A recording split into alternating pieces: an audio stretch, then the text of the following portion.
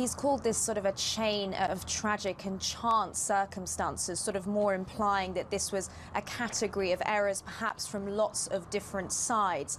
He's offered his condolences to the family and the friends of the 15 personnel who were on board the plane, and said that retaliation for this incident is actually primarily going to be focused on reinforcing security of Russian personnel and Russian military in Syria. So there's been no direct talk of a sort of counter-attack from the presidents against Israel, but Russian anger is certainly real. But I think perhaps his statements are slightly less angry than we've been hearing from Russian MPs throughout the day.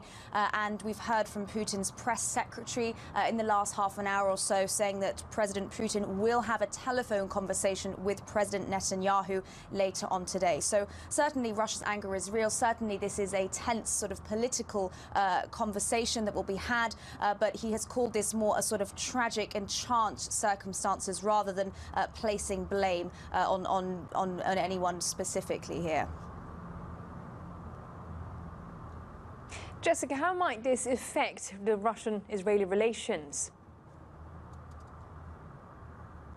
Well, it's, of course, going to add tension and strain, given the earlier response that we've had from Moscow throughout the day from various MPs, with one, Klintsevich, saying that Israel is directly responsible for the deaths of 15 Russian servicemen.